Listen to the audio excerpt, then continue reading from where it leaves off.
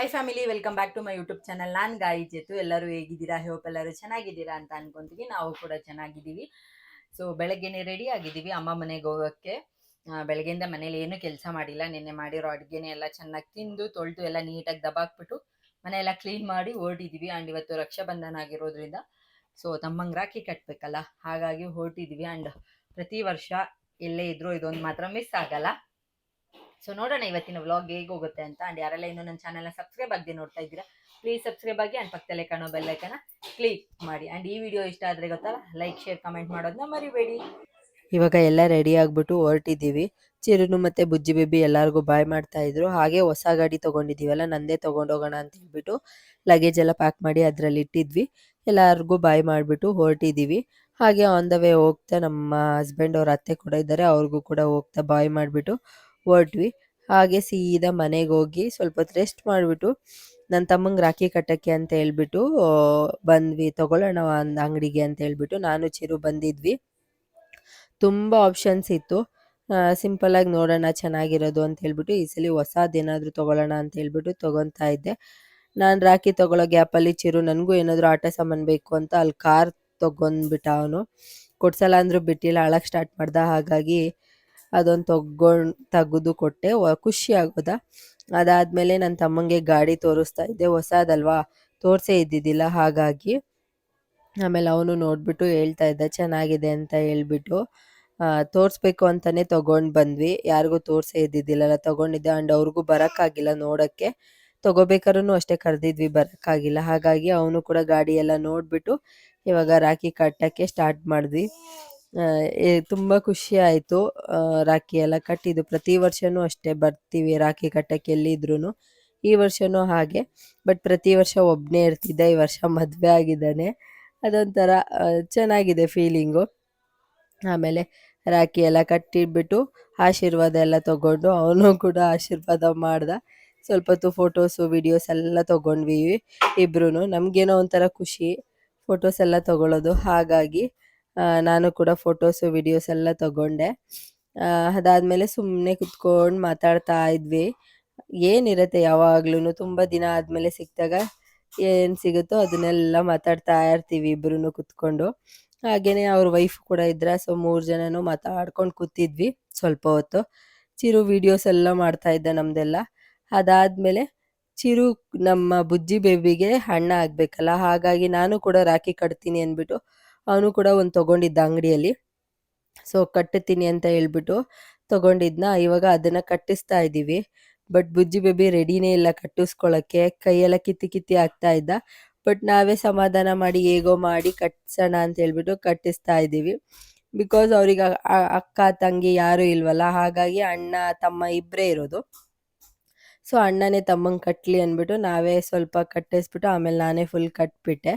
ಅದಾದಮೇಲೆ ಏನೋ ಗಿಫ್ಟ್ ಬೇಕು ಅಂತ ಕೇಳ್ತಾ ಇದ್ನ. ಆ್ಯಂಡ್ ಫುಲ್ ಖುಷಿಯಾಗಿ ಹೋಗ್ಬಿಟ್ಟು ಪಪ್ಪಿ ಎಲ್ಲ ಕೊಡ್ತಾ ಇದ್ದ ಅವನಿಗೆ. ಕೆಲವೊಂದ್ಸಲಿ ತುಂಬ ಕೇರ್ ಮಾಡಿ ನೋಡ್ತಾನೆ ಬುಜ್ಜಿ ಬೇಬಿನ, ಅದೊಂಥರ ಖುಷಿ ಆಗತ್ತೆ. ಆಮೇಲೆ ಏನು ಗಿಫ್ಟ್ ಬೇಕು ಅಂದರೆ ನಾವೇ ಕಾರ್ ತೊಗೊಂಡು ಬಂದಿದ್ವಲ್ಲ, ಅದನ್ನೇ ಗಿಫ್ಟ್ ಅಂತ ಹೇಳ್ಬಿಟ್ಟು ಅವ್ನ ಕೈಯಲ್ಲಿ ಕೊಡಿಸ್ತೆ. ಅವನು ಫುಲ್ ಖುಷಿಯಾಗಿ ಹೋಗ್ಬಿಟ್ಟ. ಚೆನ್ನಾಗಿರುತ್ತೆ ಕ್ಯೂಟ್ ಮೂಮೆಂಟ್ಸ್ ಈ ಥರದ್ದೆಲ್ಲ, ಒಂಥರ ಅವ್ರಿಗೆ ನೆನಪಿರುತ್ತಲ್ಲ. ಹಾಗಾಗಿ ಆ್ಯಂಡ್ ಅದೇ ಕಾರ್ನ ಬಾರೋ ಇಲ್ಲಿ ಗಿಫ್ಟ್ ಕೊಡ್ತೀನಿ ಅಂತ ಹೇಳ್ಬಿಟ್ಟು ಅದೇ ಕಾರ್ನ ಗಿಫ್ಟಾಗಿ ಕೊಟ್ವಿ. ಅದೆಲ್ಲ ಆದಮೇಲೆ ಸ್ವಲ್ಪ ಹೊತ್ತು ನೋಡಿದ್ರೆ ಫುಲ್ಲು ಜೋರು ಮಳೆ. ಎಷ್ಟು ಜೋರಾಗಿ ಬರ್ತಾ ಇತ್ತು ಅಂದರೆ ಯಪ್ಪ ಅನ್ನಿಸ್ಬಿಟ್ಟಿತ್ತು. ಹಾಗೆ ಗಾಡಿ ಕೂಡ ಚೆನ್ನಾಗಿ ವಾಶ್ ಆಗ್ತಾ ಇತ್ತು. ನಾನು ಕೂಡ ವಾಶ್ ಆಗಲಿ ಅಂತ ಹಂಗೆ ಬಿಟ್ಬಿಟ್ಟಿದ್ದೆ, ಬಿಕಾಸ್ ಇವಾಗ ಮಳೆಗಾಲ ಆಗಿರೋದ್ರಿಂದ ಸ್ವಲ್ಪ ಗಲೀಜಾಗಿತ್ತು. ಅದಾದಮೇಲೆ ಬುಜ್ಜಿ ಬೇಬಿ ಅಂತೂ ಫುಲ್ ಡ್ಯಾನ್ಸ್ ಮೂಡಲ್ಲೇ ಇದ್ದ. ಅವ್ರ ಮಾವನ ಜೊತೆ ಸೇರಿಕೊಂಡು ಹೋಮ್ ಥಿಯೇಟ್ರಲ್ಲಿ ಸಾಂಗ್ ಎಲ್ಲ ಹಾಕ್ಕೊಂಡು ಅಣ್ಣ ತಮ್ಮ ಮಾಮ 3 ಜನನೂ ಚೆನ್ನಾಗಿ ಡ್ಯಾನ್ಸ್ ಆಡೋಕ್ಕೆ ಸ್ಟಾರ್ಟ್ ಮಾಡಿದ್ದಾರೆ. ಅದೇನೋ ಗೊತ್ತಿಲ್ಲ ನನಗೆ, ಪ್ರೆಗ್ನೆಂಟ್ ಅಂದರೆ ಬುಜ್ಜಿ ಬೇಬಿ ಪ್ರೆಗ್ನೆಂಟಲ್ಲಿ ತುಂಬ ಡ್ಯಾನ್ಸ್ ಮಾಡಬೇಕು ಅಂತ ಅನ್ನಿಸ್ತಾ ಇತ್ತು. ಆ್ಯಂಡ್ ನಾನು ಇನ್ಸ್ಟಾಗ್ರಾಮ್ ರೀಲ್ಸಲ್ಲಿ ನೋಡಿರ್ತೀರ ನೀವು, ನಾನು ಜಾಸ್ತಿ ಈ ಥರ ಡ್ಯಾನ್ಸ್ ರೀಲ್ಸ್ಗಳನ್ನೇ ಮಾಡಿ ಹಾಕ್ತಾ ಇದ್ದೆ. ಅದೇ ಏನೋ ಗೊತ್ತಿಲ್ಲ, ಇವಾಗ ಅವನಿಗೂ ಅಷ್ಟೇ ಏನೇ ಒಂದು ಮ್ಯೂಸಿಕ್ ಕೇಳಲಿ, ಕುಕ್ಕರ್ ಸೌಂಡ್ ಕೇಳಲಿ ಇಲ್ಲ ಮಿಕ್ಸಿದು ಕೇಳಲಿ, ಪ್ರತಿಯೊಂದು ಏನಾದರೂ ಒಂದು ಕೇಳಲಿ ಡ್ಯಾನ್ಸ್ ಮಾಡೋಕ್ಕೆ ಸ್ಟಾರ್ಟ್ ಮಾಡಿಬಿಡ್ತಾನೆ. ಅದರಲ್ಲೂ ಸಾಂಗ್ಗಳಂತ ಹಾಕ್ಬಿಟ್ರಂತೂ ಫುಲ್ ಇದ್ದಿದ್ದು ಖುಷಿಯಾಗಿ ಹೋಗ್ಬಿಡ್ತಾನೆ. ಸಕ್ಕತ್ತಾಗಿ ಡ್ಯಾನ್ಸ್ ಆಡ್ತಾ ಇರ್ತಾನೆ. ನನಗಂತೂ ಖುಷಿ ಆಗುತ್ತೆ ಅವ್ನು ಡ್ಯಾನ್ಸ್ ಮಾಡೋದು ನೋಡ್ತಾ ಇದ್ರೆ.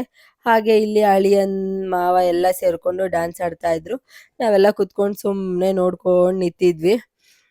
ಅವ್ನಿಗೆ ಹುಷಾರಿಲ್ಲ ಅಂದ್ರೂ ಅಷ್ಟೇ, ಎಷ್ಟೇ ಹುಷಾರಿಲ್ಲ ಅಂದ್ರೂ ಸಾಂಗ್ ಹಾಕ್ಬಿಟ್ರೆ ಸಾಕು, ಕುತ್ಕೊಂಡಿದ್ದ ಜಾಗದಲ್ಲೇ ಡ್ಯಾನ್ಸ್ ಆಡಕ್ಕೆ ಸ್ಟಾರ್ಟ್ ಮಾಡ್ಬಿಡ್ತಾನೆ. ಇಲ್ಲೂ ಹಂಗೆ ಮಾಡ್ತಾ ಇದ್ದ. ಆ್ಯಂಡ್ ಸ್ವಲ್ಪ ಹೊತ್ತು ಚೆನ್ನಾಗಿ ಕುಣ್ದ, ಆಮೇಲೆ ಸುಸ್ತಾಗೋಯ್ತು, ಒಂದು ಕಡೆ ಕುತ್ಕೊಂಬಿಟ್ಟ. ಆ್ಯಂಡ್ ಆಮೇಲೆ ನೋಡಿದ್ರೆ ಫುಲ್ಲು ಜ್ವರ. ನೈಟೆಲ್ಲ ನಿದ್ದೆ ಮಾಡಕ್ಕೆ ಬಿಟ್ಟಿಲ್ಲ, ಸಿಕ್ಕಾಪಟ್ಟೆ ಜ್ವರ ಬಂದ್ಬಿಟ್ಟಿತ್ತು, ಮೈ ಸಿಕ್ಕಾಪಟ್ಟೆ ಸುಡ್ತಾ ಇತ್ತು. ಅಯ್ಯೋ ಯಪ್ಪ, ನೈಟೆಲ್ಲ ನಿದ್ದೆನೇ ಇಲ್ದಂಗೆ ಆಗೋಯ್ತು, ಅಷ್ಟು ಸುಡ್ತಾ ಇತ್ತು. ಆಮೇಲೆ ಹಾಸ್ಪಿಟ್ಲಿಗೆ ಹೋಗ್ಬೇಕು ಅಂತ ವೆಯ್ಟ್ ಮಾಡ್ತಾ ಇದ್ವಿ, ಹಸ್ಬೆಂಡ್ ಬರಲಿ ಅಂತ ಹೇಳ್ಬಿಟ್ಟು. ಅದಾದ್ಮೇಲೆ ಅವನಿಗೆ ಸಾಂಗ್ ಹಾಕೋದನ್ನ ಹೇಳಿದ್ನಲ್ಲ, ಅಷ್ಟು ಜ್ವರ ಇದ್ರೂ ಸಾಂಗ್ ಹಾಕಿದೆ, ಕುತ್ಕೊಂಡಿದ್ದ ಜಾಗದಲ್ಲೇ ಡ್ಯಾನ್ಸ್ ಮಾಡ್ತಾ ಇದ್ದಾನೆ. ಏನೋ ಒಂಥರ ಖುಷಿ ಆಗತ್ತೆ. ಬಟ್ ಅಂದರೆ ಅಷ್ಟು ಇಷ್ಟ ಅವನಿಗೆ ಡ್ಯಾನ್ಸ್ ಅಂದರೆ. ಅದಾದಮೇಲೆ ಹಸ್ಬೆಂಡ್ ಬಂದ್ರ, ನಾವು ಕೂಡ ಹಾಸ್ಪಿಟ್ಲಿಗೆಲ್ಲ ಕರ್ಕೊಂಡು ಹೋಗಿದ್ವಿ. ನನಗೂ ಅದೇ ಟೈಮಿಗೆ ಹುಷಾರಿಲ್ದಂಗೆ ಆಗೋಯ್ತು. ಸರಿ ಇಬ್ರಿಗೂ ತೋರಿಸ್ಕೊಂಡು ಬರೋಣ ಅಂತ ಹೇಳ್ಬಿಟ್ಟು ಅಮ್ಮ ಮನೆ ಹತ್ರನೇ ಹೋಗಿದ್ವಿ. ಇಬ್ರಿಗೂ ತೋರಿಸಿದ್ವಿ. ಅವನಿಗೂ ತುಂಬ ಜ್ವರ ಬಂದಿತ್ತು ಅಂತ ಹೇಳ್ಬಿಟ್ಟು ಡ್ರಾಪ್ಸು ಅದೆಲ್ಲ ಕೊಟ್ಟರು. ನನಗೂ ಇಂಜೆಕ್ಷನ್ ಎಲ್ಲ ಹಾಕಿಸ್ಕೊಂಡು ಆಮೇಲೆ ಮನೆಗೆ ಹೊರಡೋಣ ಅಂತ ಹೇಳ್ಬಿಟ್ಟು ಮನೆಗೆ ಬರ್ತಾ, ನಾಳೆ ಸ್ಕೂಲ್ ಇರುತ್ತಲ್ಲ ಚಿರುಗೆ, ಅಂದರೆ ಟಿಫನ್ ಬಾಕ್ಸ್ಗೆ ಲಂಚ್ಗೆಲ್ಲ ದೋಸೆ ಇತ್ತು. ಸೊ ಮನೆಗೆ ಹೋಗಿ ಹಿಟ್ಟೆಲ್ಲ ರುಬ್ಬಕ್ಕಾಗಲ್ಲ ಅಂದ್ಬಿಟ್ಟು ರೆಡಿಮೇಡ್ ಬರುತ್ತಲ್ಲ ಅದನ್ನು ತೊಗೊಂಡೋಗೋಣ ಅಂತ ಹೇಳ್ಬಿಟ್ಟು ಇಲ್ಲೇ ರಾಜನ ಕುಂಟೆ ಹತ್ರ ಯಾವುದೋ ಒಂದು ಚಿಕ್ಕದು ಮಾರ್ಟಲ್ಲಿ ನಿಲ್ಲಿಸಿದ್ವಿ, ತೊಗೊಂಡೋಗ್ಬಿಡೋಣ. ಮತ್ತು ಬೆಳಗ್ಗೆಗೆ ದೋಸೆ ಮಾಡೋಕ್ಕೆಲ್ಲ ಪ್ರಾಬ್ಲಮ್ ಆಗುತ್ತೆ ಅಂತ ಹೇಳ್ಬಿಟ್ಟು ತೊಗೊಂಡು ಹೊರಟಿದ್ದೀವಿ. ನೀವೇ ನೋಡ್ಬೋದು ನಮ್ಮಿಬ್ಬರು ಫೇಸ್ ಹೇಗಿದೆ ಅಂತ. ಫುಲ್ ಸುಸ್ತಾಗಿ ಹೋಗ್ಬಿಟ್ಟಿದ್ದೀವಿ. ಬುಜ್ಜಿ ಬೇಬಿ ಅಂತೂ ಫುಲ್ ಸುಸ್ತಾಗಿ ಹೋಗಿದ್ದ, ನನಗೂ ಆಗ್ತಿದ್ದಿಲ್ಲ. ಹಾಗಾಗಿ ಬಟ್ಟೆ ಎಲ್ಲ ಕಟ್ಕೊಂಡು ಇವಾಗೆಲ್ಲ ಬಾಡಿ ತುಂಬ ವೀಕಾಗಿ ಹೋಗ್ಬಿಟ್ಟಿದೆ. ಸ್ವಲ್ಪ ಗಾಳಿಯಲ್ಲಿ ಓಡಾಡಿದ್ರೂ ಚಳಿ ಜ್ವರ ಬಂದ್ಬಿಡುತ್ತೆ. ಆ್ಯಂಡ್ ಮನೆಗೆ ಬಂದು ಇದು ನೆಕ್ಸ್ಟ್ ಡೇ ಮಾರ್ನಿಂಗು, ನೀವೇ ನೋಡ್ತಾ ಇರ್ಬೋದು. ಸ್ವಲ್ಪ ಸಿರಪ್ ಎಲ್ಲ ಹಾಕಿದ್ಮೇಲೆ ಬುಜ್ಜಿ ಬೇಬಿ ಸ್ವಲ್ಪ ಆರಾಮಾದ, ಬಟ್ ನಾವೇ ಫುಲ್ಲು ಬಿದ್ದೋದ್ವಿ.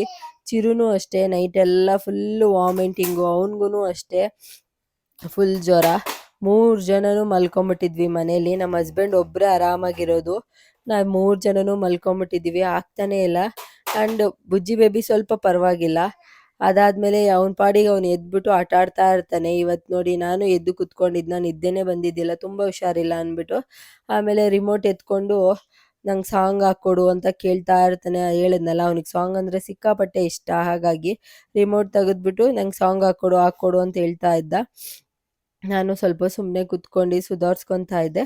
ಅಷ್ಟರಲ್ಲಿ ಹಸ್ಬೆಂಡ್ ಎದ್ದು ಕಾಫಿ ಎಲ್ಲ ಮಾಡಿಕೊಟ್ಬಿಟ್ಟು ಟಿಫನ್ ಅವರೇ ಮಾಡ್ತಾ ಇದ್ದಾರೆ. ಇವತ್ತೆಲ್ಲ ಆಲ್ಮೋಸ್ಟ್ ಮನೇಲಿ ಎಲ್ಲ ಕೆಲಸ ಅವ್ರದ್ದೇ. ಆ್ಯಂಡ್ ಚಿರುಗೂ ಸ್ಕೂಲಿಗೂ ಕಳಿಸಿಲ್ಲ, ಇನ್ಫಾರ್ಮ್ ಮಾಡಿ ಸುಮ್ಮನೆ ಆದ್ವಿ. ತುಂಬ ಹುಷಾರಿಲ್ದಂಗೆ ಆಗೋಗಿದೆ, ಹಾಗಾಗಿ ಕಳ್ಸೋದು ಬೇಡ ಅಂತ ಹೇಳ್ಬಿಟ್ಟು ಸರಿ ಅಂತ ಹೇಳ್ಬಿಟ್ಟು ಹಸ್ಬೆಂಡೇ ಎಲ್ಲ ಟಿಫನ್ ಎಲ್ಲ ಮಾಡಿ, ಕಾಫಿ ಎಲ್ಲ ಮಾಡಿ, ಬಿಸಿನೀರೆಲ್ಲ ಕಾಯಿಸಿ ಅವರೇ ಕೊಟ್ಟರು. ಇವತ್ತು ಫುಲ್ ಡೇ ಮನೇಲಿ ಎಲ್ಲ ಕೆಲಸನೂ ಅವ್ರದ್ದೇ, ನಾನಂತೂ ಏನೂ ಮಾಡಿಲ್ಲ.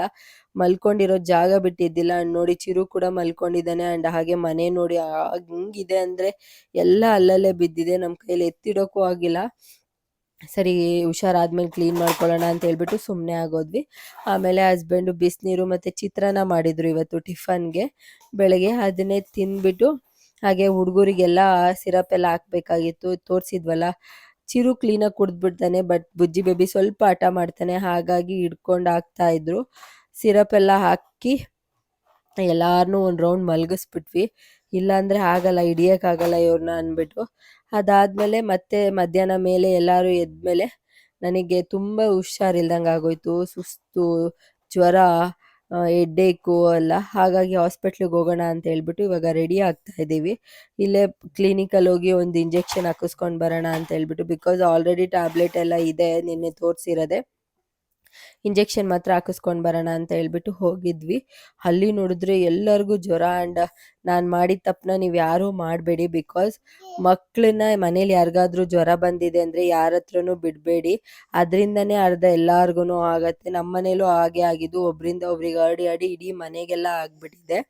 ಸೊ ನೀವು ಯಾರಿಗಾರ ಜ್ವರ ಬಂದಿದ್ದರೆ ಮಕ್ಕಳನ್ನ ದಯವಿಟ್ಟು ಅವ್ರ ಹತ್ರ ಕೊಡೋಕೆ ಹೋಗಬೇಡಿ, ಸ್ವಲ್ಪ ದೂರನೇ ಇಟ್ಕೊಳ್ಳಿ. ಇಲ್ಲಾಂದರೆ ಮಕ್ಕಳು ತುಂಬ ನರಳಾಡ್ತಾರೆ. ಆ್ಯಂಡ್ ಅವರಿಂದ ಒಬ್ಬೊಬ್ಬರಿಗೆ ಬರ್ತಾ ಇರತ್ತೆ. ಸೊ ಈಗಿತ್ತು ಫುಲ್ ಜ್ವರ ನಮಗಂತೂ. ಆ್ಯಂಡ್ ಅದಾದಮೇಲೆ ಜ್ವರ ಅಂತ ಹೇಳ್ಬಿಟ್ಟು ಎಲ್ಲರಿಗೂ ಪೈನಾಪಲ್ ಜ್ಯೂಸ್ ಮಾಡಿ ಕೊಟ್ಟೆ, ಎಲ್ಲರೂ ಕುಡಿದ್ಬಿಟ್ಟು ಮಲ್ಕೊಂಡ್ವಿ. ಆ್ಯಂಡ್ ಇವತ್ತಿನ ವಿಡಿಯೋ ಹೀಗಿತ್ತು. ಈ ವಿಡಿಯೋ ನಿಮಗೂ ಇಷ್ಟ ಆಗಿದೆ ಅಂತ ಅಂದ್ಕೊತೀನಿ. ಇಷ್ಟ ಆದರೆ ಗೊತ್ತಲ್ಲ, ಪ್ಲೀಸ್ ಲೈಕ್, ಶೇರ್, ಕಮೆಂಟ್ ಮಾಡೋದನ್ನ ಮರಿಬೇಡಿ. ಆ್ಯಂಡ್ ಈ ವಿಡಿಯೋನ ನಾನು ಇಲ್ಲಿಗೆ ಎಂಡ್ ಮಾಡ್ತೀನಿ, ಮತ್ತೆ ಹೊಸ ವಿಡಿಯೋದಲ್ಲಿ ಸಿಗ್ತೀನಿ. ಟೇಕ್ ಕೇರ್, ಬಾಯ್ ಬಾಯ್.